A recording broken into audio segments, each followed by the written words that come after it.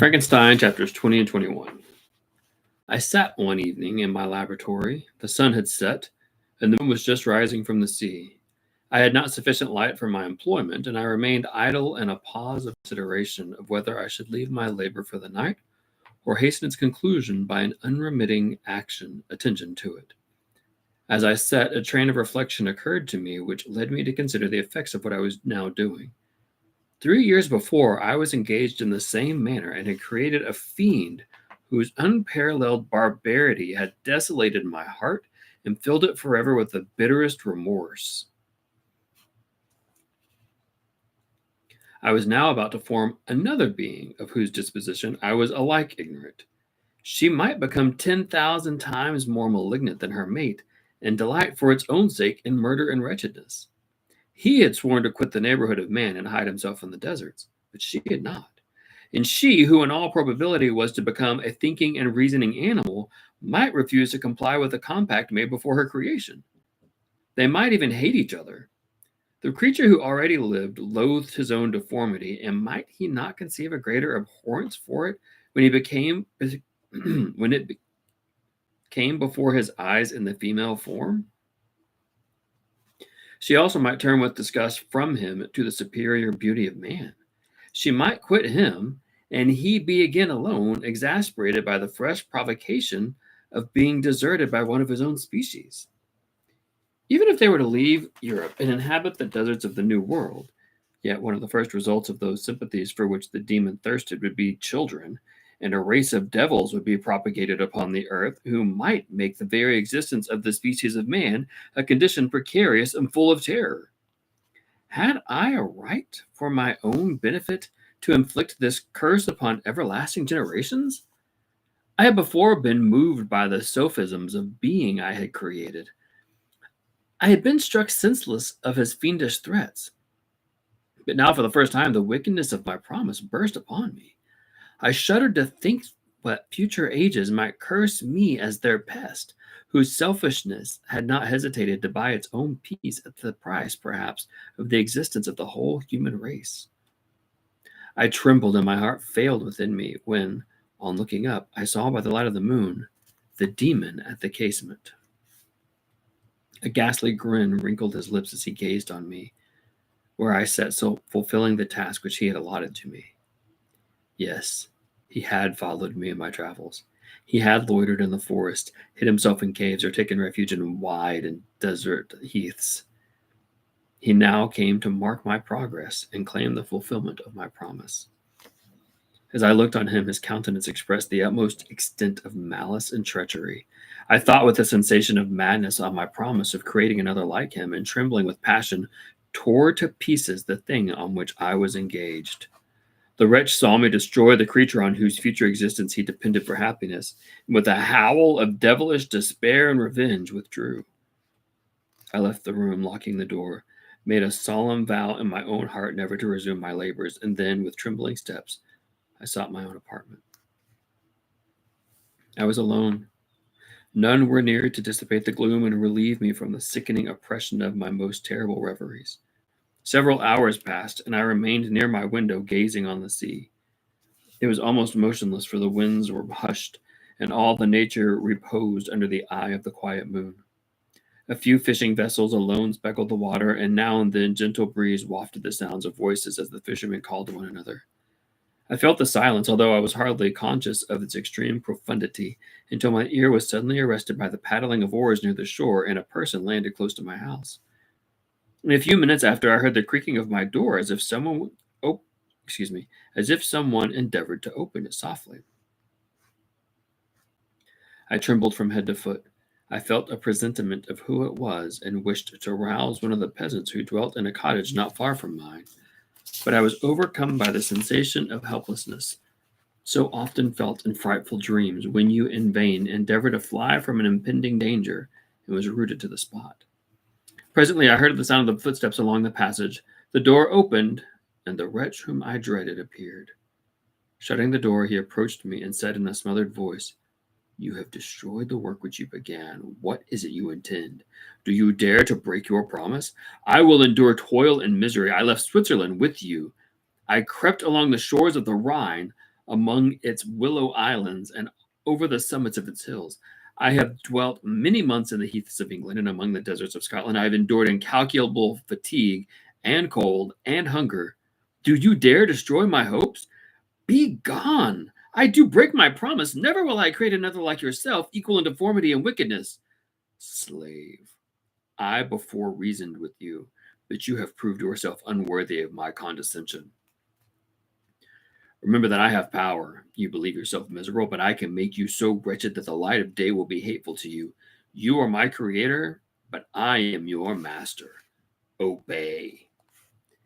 The hour of my irresolution is past.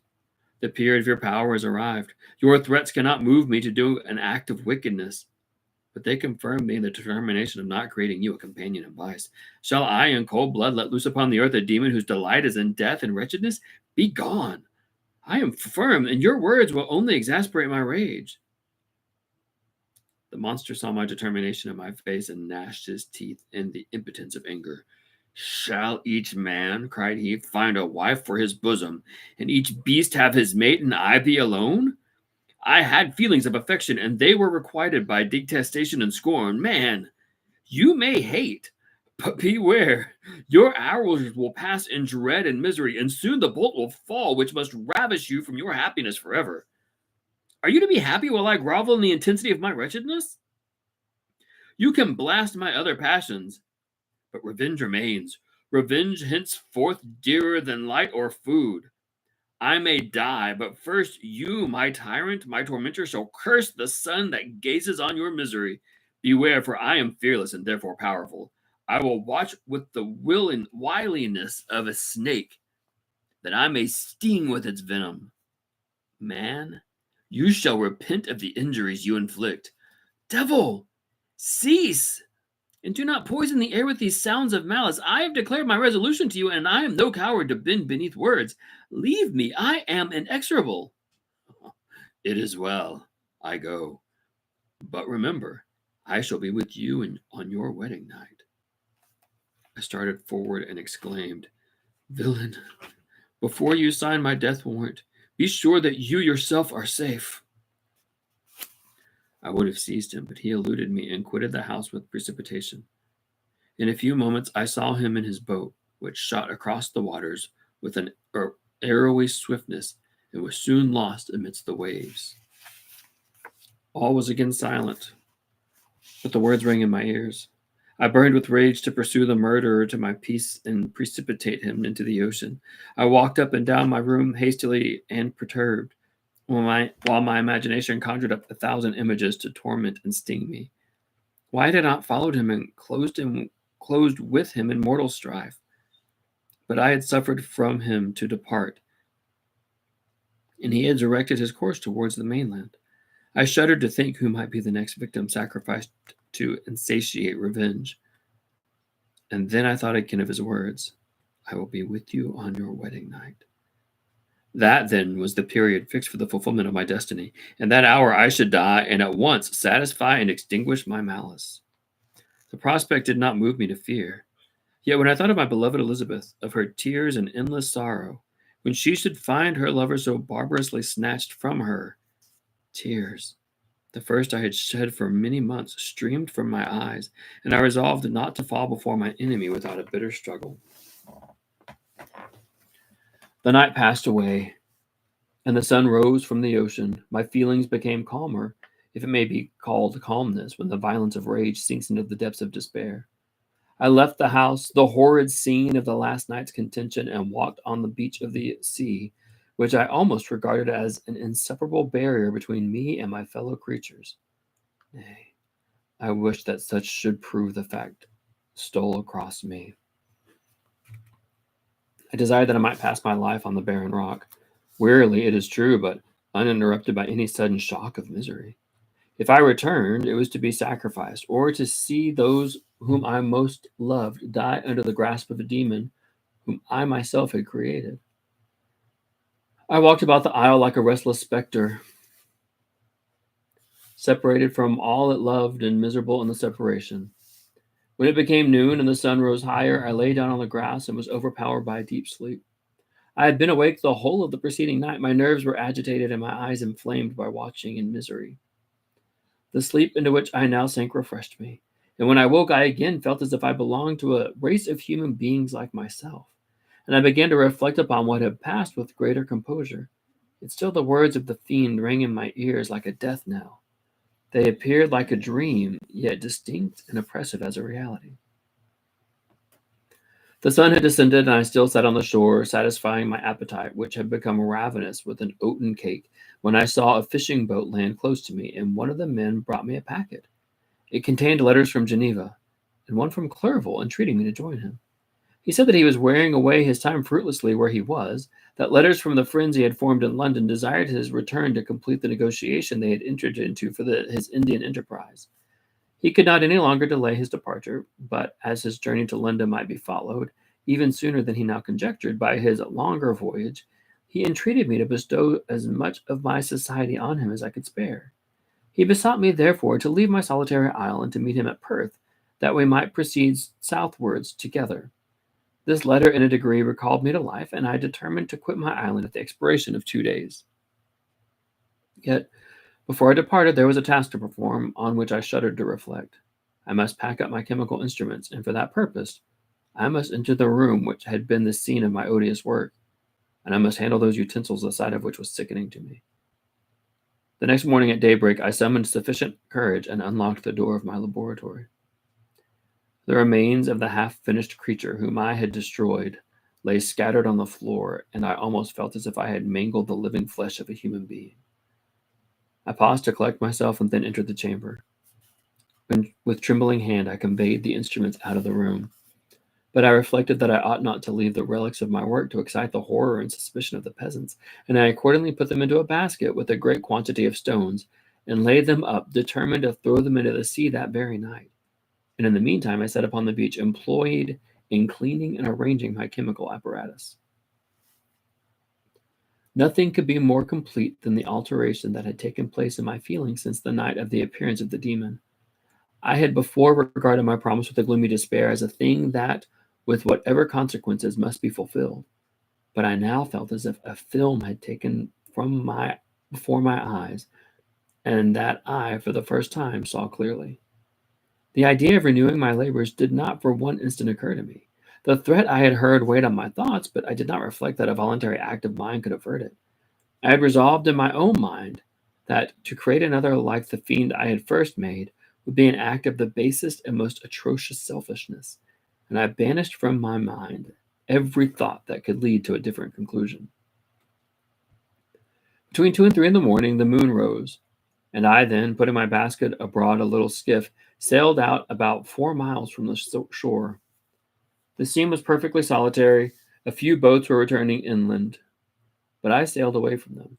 I felt as if I was about the commission of a dreadful crime, and avoided with shuddering anxiety any encounter with my fellow creatures.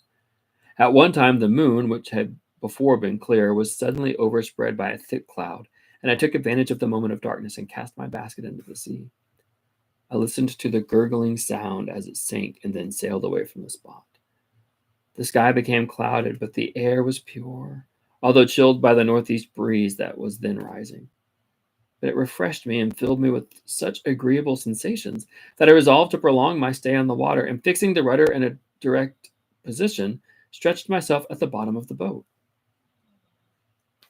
Clouds hid the moon, everything was obscure, and I heard only the sound of the boat as its keel cut through the waves. The murmur lulled me, and in a short time I slept soundly.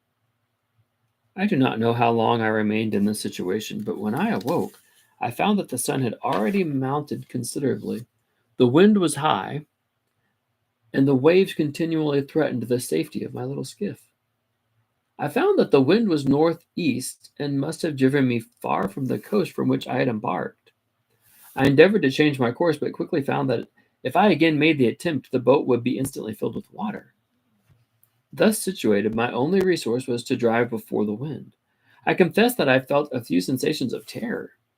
I had no compass with me, and was so slenderly acquainted with the geography of this part of the world that the sun was of little benefit to me. I might be driven into the wide Atlantic, and feel all the tortures of starvation, or be swallowed up in the immeasurable waters that roared and buffeted around me. I had clearly been out many hours and felt the torment of a burning thirst, a prelude to my own sufferings. I looked on the heavens, which were covered by clouds that flew before the wind, only to be replaced by others. I looked upon the sea, it was to be my grave. Fiend, I exclaimed, your task is already fulfilled. I thought of Elizabeth, of my father, and of Clerval, all left behind, on whom the monster might satisfy his sanguinary and merciless passions. The idea plunged me into a reverie so despairing and frightful that even now, when the scene is on the point of closing before me forever, I shudder to reflect on it. Some hours passed thus, but by degrees, as the sun declined toward the horizon, the wind died away into gentle breeze, and the sea became free from breakers. But these gave place to a heavy swell. I felt sick and hardly able to hold the rudder when suddenly I saw a line of highland toward the south. Almost spent as I was by fatigue and the dreadful suspense I endured for several hours, this sudden certainty of life rushed like a flood of warm joy to my heart, and tears gushed from my eyes. How mutable are our feelings, and how strange is that clinging love we have of life, even in the excesses of misery. I constructed another sail with a part of my dress and eagerly steered my course towards the land. It had a wild and rocky appearance, but as I approached nearer, I easily perceived the traces of cultivation. I saw vessels near the shore and found myself suddenly transported back to the neighborhood of civilized man. I carefully traced the windings of the land and hailed a steeple which I at length saw issuing from behind a small promontory. As I was in a state of extreme debility, I resolved to sail directly towards the town as a place where I could most easily procure nourishment. Fortunately, I had money with me. As I turned the promontory, I perceived a small, neat town in a good harbor, which I entered, my heart bounding with joy at my unexpected escape. As I was occupied in fixing the boat and arranging the sails, several people crowded towards the spot. They seemed much surprised at my appearance, but instead of offering me any assistance, whispered together with gestures that at any other time might have produced in me a slight sensation of alarm. As it was, I merely remarked that they spoke English, and I therefore addressed them in that language. My good friend, said I, will you be so kind as to tell me the name of this town and inform me where I am? You will know soon enough, replied a man with a hoarse voice. Maybe you are come to a place that will not prove much to your taste, but you will not be consulted as to your quarters, I promise you. I was exceedingly surprised on receiving so rude an answer from a stranger, and I was also disconcerted on perceiving the frowning and angry countenances of his companions. Why do you answer me so roughly? I replied. Surely it is not the custom of Englishmen to receive strangers so inhospitably. I do not know, said the man, what the custom of the English may be, but it is the custom of the Irish to hate villains. While this strange dialogue continued, I perceived the crowd rapidly increase. Their faces expressed a mixture of curiosity and anger which annoyed and in some degree alarmed me. I inquired the way to the inn, but no one replied. I then moved forward, and a murmuring sound arose from the crowd as they followed and surrounded me, when an ill-looking man approaching, tapped me on the shoulder and said, Come, sir, you must follow me to Mr. Kerwin's to give an account of yourself. Who is Mr. Kerwin? Why am I to give an account of myself? Is not this a free country? Aye, free enough for the honest folks. Mr. Kerwin is a magistrate, and you are to give him account of the death of a gentleman who was found murdered here last night. The answer startled me, but I presently recovered myself. I was innocent. That could easily be proved. Accordingly, I followed my conductor in silence and was led to one of the best houses in town. I was ready to sink from fatigue and hunger, but being surrounded by a crowd, I thought it polite to rouse all my strength, that no physical debility might be construed into apprehension or conscious guilt. Little did I then expect the calamity that was in a few moments to overwhelm me and extinguish in horror and despair all fear of ignominy or death. I must pause here, for it requires all my fortitude to recall the memory of that frightful events which I am about to relate in proper detail to my recollections. Chapter 21.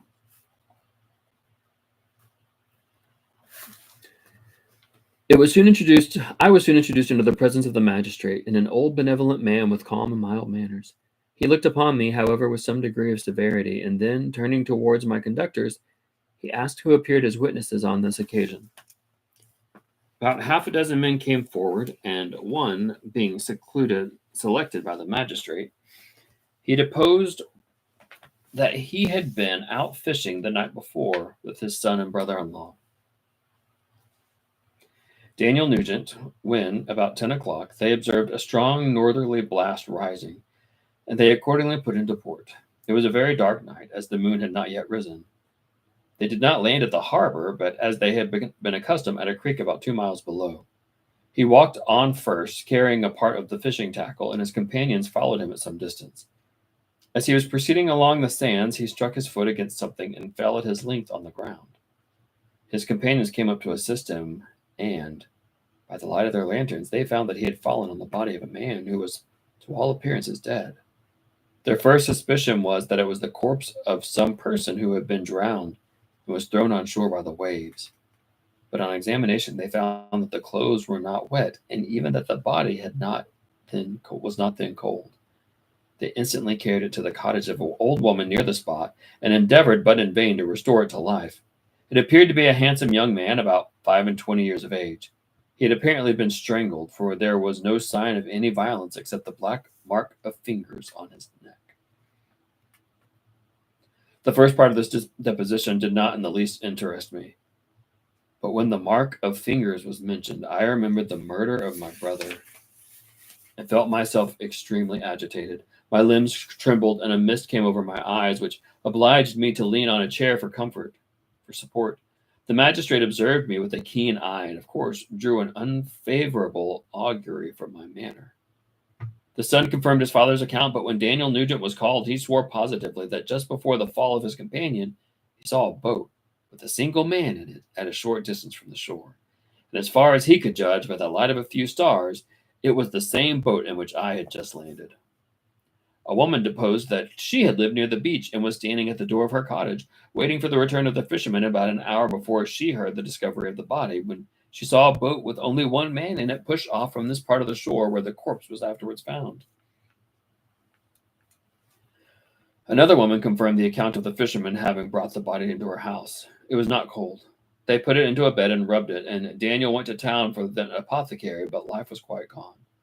Several other men were examined concerning my landing, and they agreed that, with the strong north wind that had arisen during the night, it was very probable that I had beaten about for many hours, and had been obliged to return nearly to the same spot from which I had departed. Besides, they observed that it appeared that I had brought the body from another place, and it was likely that as I did not appear to know the shore, I might have put into the harbor ignorant of the distance of the town of from the place where I had deposited the corpse.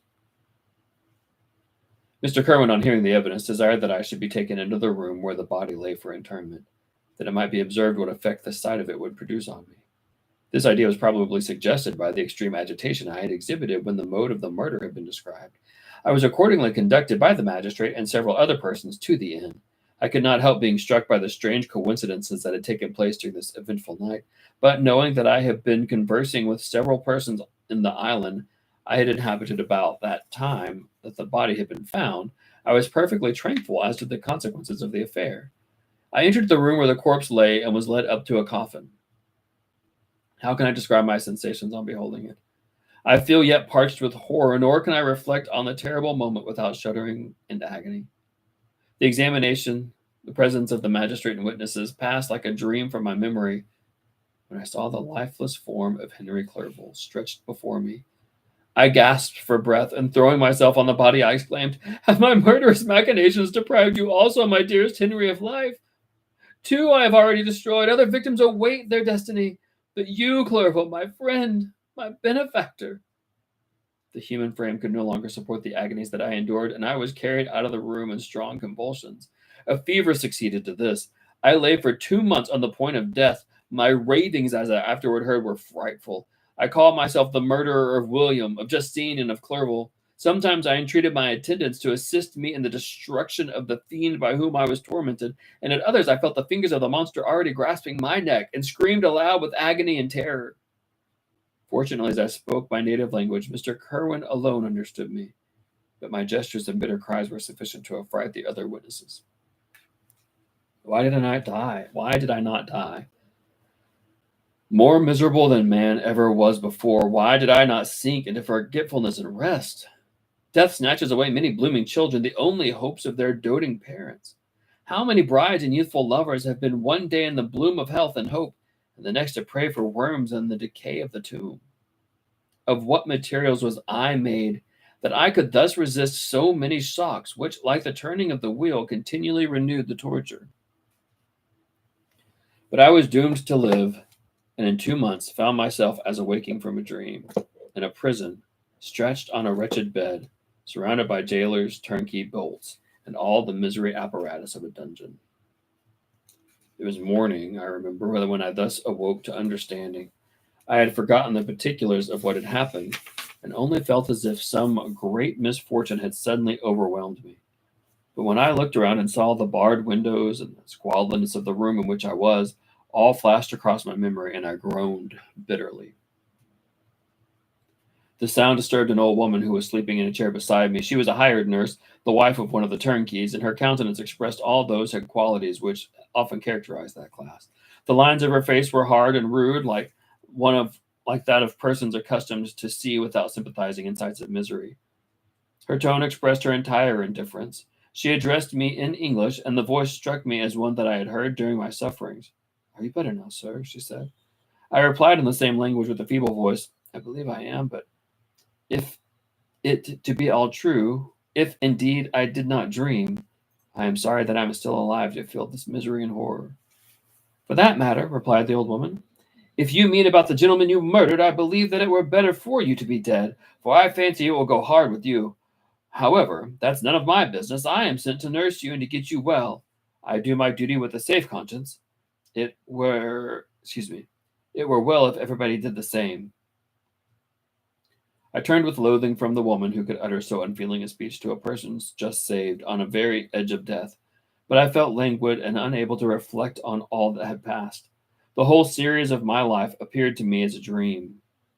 I sometimes doubted if indeed it were all true, for it never presented itself to my mind with the force of reality. As the images that floated before me became more distinct, I grew feverish. A darkness pressed around me. No one was near me who soothed me with the gentle voice of love. No dear hand supported me. The physician came and prescribed medicines, and the old woman prepared them for me. But utter carelessness was visible in the first, and the expression of brutality was strongly marked in the visage of the second. Who could be interested in the fate of a murderer but the hangman who would gain his fee? These were my first reflections, but I soon learned that Mr. Kerwin had shown me extreme kindness. He had caused the best room in the prison to be prepared for me. Wretched indeed was the best. And it was he who had provided a physician and a nurse. It is true he seldom came to see me, for although he already desired to relieve the sufferings of every human creature, he did not wish to be present at the agonies and miserable ravings of a murderer. He came therefore sometimes to see that I was not neglected, but his visits were short and with long intervals. One day, while I was gradually recovering, I was seated in a chair, my eyes half open and my cheeks livid like those in death. I was overcome by gloom and misery, and often reflected I had better seek death than desire to remain in a world which to me was replete with wretchedness. At one time I considered whether I should not declare myself guilty and suffer the penalty of the laws, less innocent than poor Justine had been. Such were my thoughts when the door of my apartment was opened and Mr. Kerwin entered. His countenance expressed the sympathy and compassion. He drew a chair close to mine and addressed me in French. "I fear that this place is very shocking to you. Can I do anything to make you more comfortable?"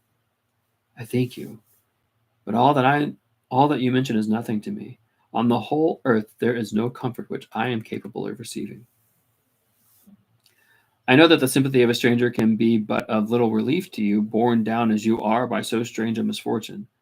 But you will, I hope, soon quit this melancholy abode, for doubtless evidence can easily be brought to free you from the criminal charge." "That is the least of my concern. I am, by a course of strange events, become the most miserable of mortals. Persecuted and tortured as I am and have been, can death be any evil to me?" "Nothing indeed could be more unfortunate and agonizing than the strange trances that have lately occurred. You were thrown by some surprising accident on this shore, renowned for its hospitality, seized immediately, and charged with murder. The first sight that was presented to your eyes was the body of your friend, murdered in so unaccountable a manner and placed, as it were, by some fiend across your path. As Mr. Kerwin said this, notwithstanding the agitation I endured on the retrospect of my sufferings, I also felt considerable surprise at the knowledge he seemed to possess concerning me. I suppose some astonishment was exhibited in my countenance, for Mr. Kerwin hastened to say, "Immediately upon your being taken ill, all the papers that were on your person were brought to me, and I examined them that I might discover some trace by which I could send to your relations an account of your misfortunes and illness. I found several letters, and among others, one which I discovered from its commencement to be from your father. I instantly wrote to Geneva, nearly 2 months have elapsed since your departure of my letter, that you are ill, even now you tremble, and are unfit for agitation of any kind. This suspense is 1,000 times worse than the most horrible event. Tell me what the new scene of death has been acted, and whose murder I am now to lament." "Your family is perfectly well," said Mr. Kerwin with gentleness, "and someone, a friend, has come to visit you." I know not by what chain of thought the idea presented itself, but it instantly darted into my mind that the murderer had come to mock at my misery and taunt me with the death of Clerval as a new incitement for me to comply with his hellish desires. I put my hand before my eyes and cried out in agony, "Oh, take him away! I cannot see him! For God's sake, do not let him enter!" Mr. Kerwin regarded me with a troubled countenance. He could not help regarding my exclamation as a presumption of my guilt, and said in rather a severe tone, "I should have thought, young man, that the presence of your father would have been welcome instead of inspiring such violent repugnance." "My father?" I cried, while every feature and every muscle was relaxed from anguish to pleasure. "Is my father indeed come? How kind! How very kind! But where is he? Why does he not hasten to me?" My change of manner surprised and pleased the magistrate. Perhaps he thought that my former exclamation was a momentary return of delirium, and now he instantly resumed his former benevolence. He rose and quitted the room with my nurse, and in a moment my father entered in. Nothing at this moment could have given me greater pleasure than the arrival of my father. I stretched out my hand to him and cried, "Are you, then, safe? And Elizabeth? And Ernest?" My father calmed me with the assurances of their welfare, and endeavored, by dwelling on these subjects so interesting to my heart, to raise my desponding spirits. But he soon felt that a prison cannot be the abode of cheerfulness. "What a place is this that you inhabit, my son?" said he, looking mournfully at the barred windows and wretched appearance of the room. "You traveled to seek happiness, but a fatality seems to pursue you. And poor Clerval!" The name of my unfortunate and murdered friend was an agitation too great to be endured in my weak state. I shed tears. "Alas! Yes, my father," replied I. "Some destiny of the most horrible kind hangs over me, and I must live to fulfill it, or surely I should have died on the coffin of Henry." We were not allowed to converse for any length of time, for the precarious state of my health rendered every precaution necessary that could ensure tranquillity. Mr. Kerwin came in and insisted that my strength should not be exhausted by too much exertion. But the appearance of my father was to me like that of a good angel, and I generally recovered my health. As my sickness quitted me, I was absorbed by a gloomy and black melancholy that nothing could dissipate. The image of Clerval was forever before me, ghastly and murdered. More than once the agitation into which these reflections threw me made my friends dread a dangerous relapse. Alas, why did they preserve so miserable and detested a life? It was surely that I might fulfill my destiny, which is now drawing to a close. Soon, oh, so very soon, will death extinguish these throbbings and relieve me from the mighty weight of anguish that bears me to the dust. And in executing the award of justice, I shall also sink to rest. Then the appearance of death was distant, although the wish was ever present to my thoughts, and I often sat for hours motionless and speechless, wishing for some mighty revolution that might bury me and my destroyer in its ruins. The season of the assizes approached. I had already been 3 months in prison, and although I was still weak and in continual danger of a relapse, I was obliged to travel nearly 100 miles to the country town where the court was held.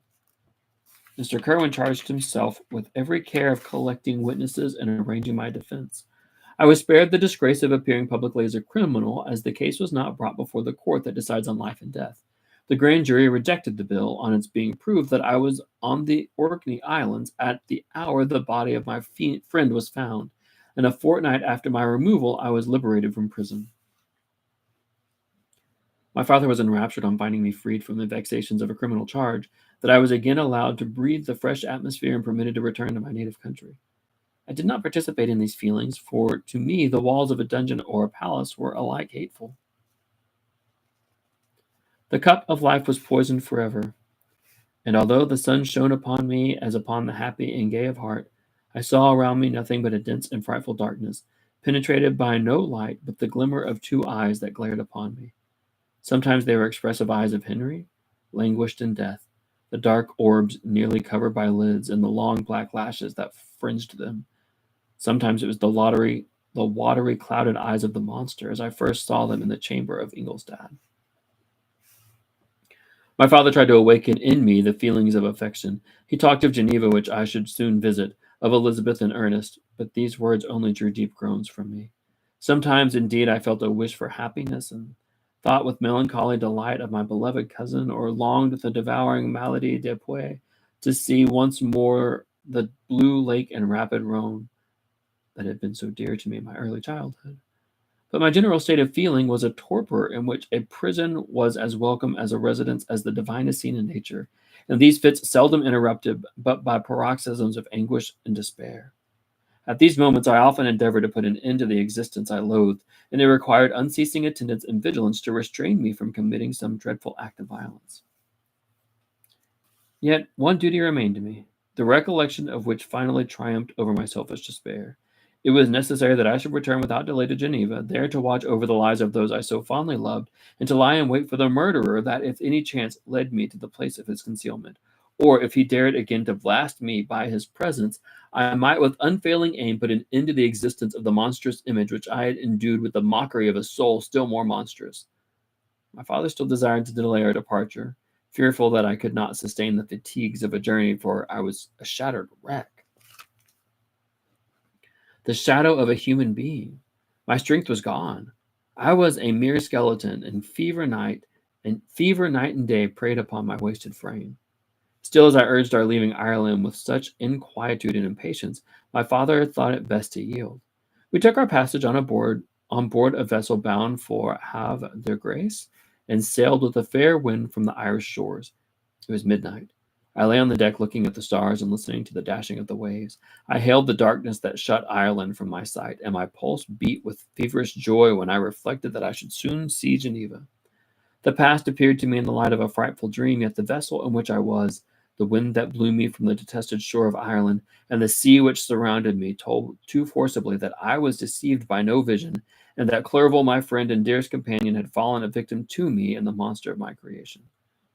I repassed in my memory my whole life, my quiet happiness while residing with my family in Geneva, the death of my mother, and my departure for Ingolstadt.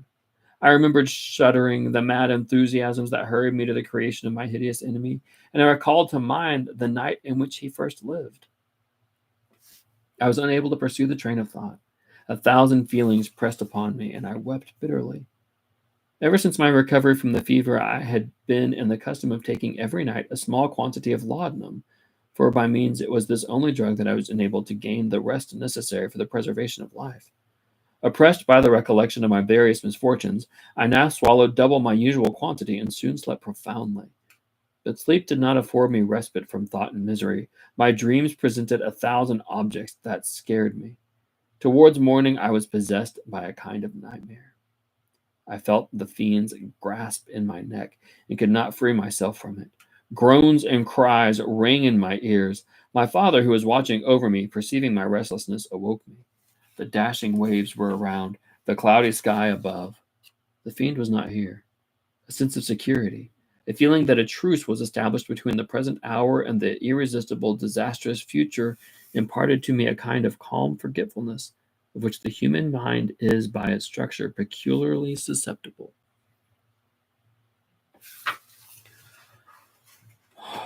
These are some pretty stark, dark chapters.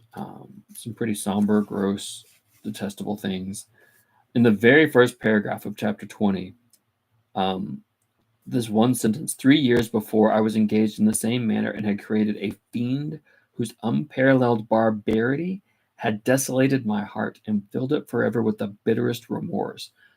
I mean, That's a lot of really, really strong word choices. Beautifully written. The thing about good writing is it's finding the words that carry the correct amount of weight and connotation. You can reduce the amount of words by using strong word choices. And so Shelley does this beautiful job there. And so he's thinking deeply about the creation of this creature and what he's done to the world and his desire to not fulfill the promise that he's made.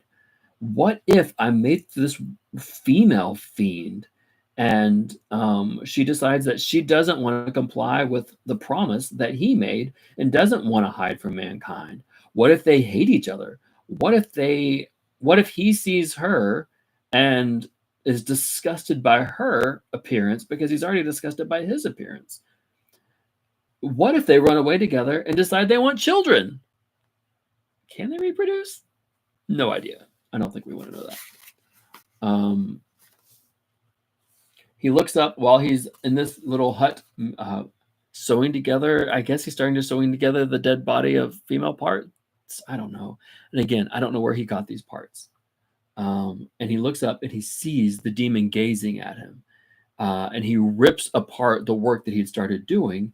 And the creature screams and howls out in pain. It's fascinating to me whenever the creature approaches him and he says, "You are my creator, but I am your master. Obey." Yes, Megan, thank you. I see that. You can really see the emotions. Mary Shelley is such a powerful writer that you can really feel the emotions. And then the creature says this really haunting line when he says, "I shall be with you on your wedding night." And Victor decides how sad it's going to be that on his wedding night, his wife is going to have to find his dead body. I keep pointing out similes and metaphors in this book because there's so many of them. And the paragraph that starts with, "I walked about the aisle like a restless specter." And then he says, "Yet still the words of the fiend rang in my ears like a death knell or a death bell. They appeared like a dream." So lots of similes there. He says he goes back into the house to get rid of the bodies. And he says the remains of the half-finished creature whom I had destroyed lay scattered on the floor. So, I mean, remember, this is being written in the early 1800s. So Mary Shelley isn't going into gross detail, but she is letting us know that there are dead body parts scattered around this cottage. He puts the dead body parts into a box and sails out does he say 4 miles into the ocean and drops the crate and listens to the gurgling sound as it sinks. And then he lays, excuse me, he lays down in a boat and goes to sleep. To me, that's just the epitome of foolishness, laying down in a boat and going to sleep in the middle of the night. He wakes up, he realizes that he's been sailing all night or floating off to sea, drifting off to sea all night. What if he's drifted off into the Atlantic? To me, this is an absolute nightmare. We have another simile down here where he says, "I endured for several hours. The sudden certainty of life rushed like a flood of warm joy to my heart, and tears gushed from my eyes whenever he sees that there's a little bit of land. How mutable are our feelings, and how strange is that clinging love we have of life, even in the excess of misery." So when he sees the shoreline, he just gets filled with hope and joy and forgets everything. And then he comes across, he realizes that he is in a place where they're going to hate him for some reason. Someone has been murdered. And the last two paragraphs of chapter 20 are a great example of suspense and foreshadowing. Okay, then we get to chapter 21. They tell him that a dead body was found with dark fingers around the neck. Of course, if you're reading closely, hopefully you're guessing that this is going to be Henry. So of course they find the body. He looks at the body. It is Henry, and he loses his mind. He is on the point of death for 2 months. He's being held in a prison. We have another good simile with the paragraph that starts with, "This sound disturbed an old woman." It says, "The lines of her face were hard and rude, like that of persons accustomed to see without sympathizing in sights of misery." I think that is an absolutely beautiful simile there.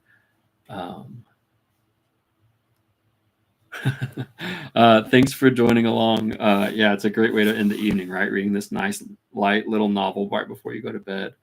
Um, when Victor finally wakes up in the prison and his father has come to visit him, uh, when he's released from the prison, he's found innocent. He's liberated from prison. There's a paragraph that starts with, "My father was enraptured on finding me freed." So as they're leaving, he's having these fitful dreams. And I just think there's a beautiful sentence where he's having this dream and he says, "I saw around me nothing but a dense and frightful darkness, penetrated by no light but the glimmer of two eyes that glared upon me. Sometimes they were the expressive eyes of Henry, languishing in death, the dark orbs nearly covered by the lids, and the long black lashes that fringed them. Sometimes it was the watery, clouded eyes of the monster as I first saw them in my chamber of Ingolstadt."